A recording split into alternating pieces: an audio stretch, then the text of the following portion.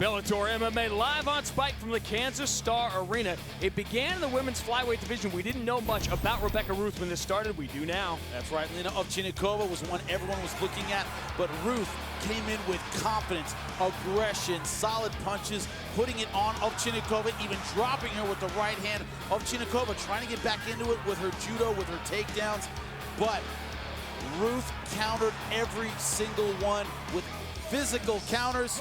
Unanimous decision win for Rebecca Ruth. Emotional win. Her first big fight on the big stage, on TV, in front of her family. Gaston Reynaud had not tasted defeat until he ran into a 22-year-old whose name you're going to want to remember, Chuka Willis. That's right, Chuka Willis, much like Rebecca Ruth, overlooked, not talked about at all, but he fought a physical, mauling fight, always moving forward, always throwing power strikes, dropping Gaston Reynaud and never letting him off the hook, pressing him against the cage, being the bully against a guy who weighed in only at 143.5 pounds. The end of the fight, a little brawling going on. Chuka Willis never letting Reynaud back in the fight. He wins unanimous decision victory. The Lion King landed a big shot in the second round, and Reynaud never recovered. Reinvention.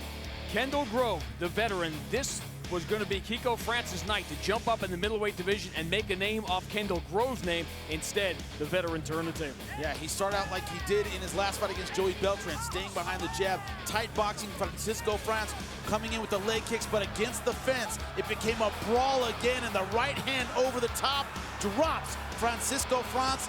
An emotional training camp for Kendall Grove. He comes out on top. After he lost his brother in a motorcycle accident 1 month ago, finally had that emotional release with his second back-to-back knockout win for Kendall Grove.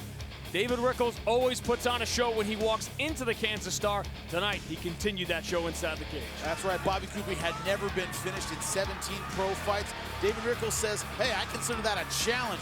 Pulling forward, throwing strikes, but it was 2 knees. Look at him here, that's 1. And number 2 opened a brutal cut on the forehead of Bobby Cooper.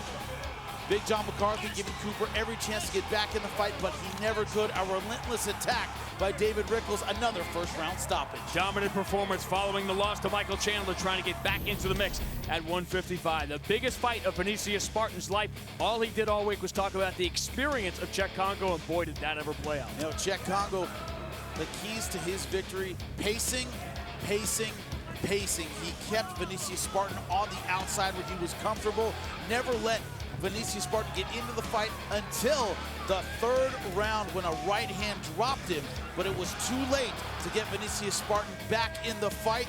A split decision victory for Cheick Kongo. Staying towards the top of the heavyweight division.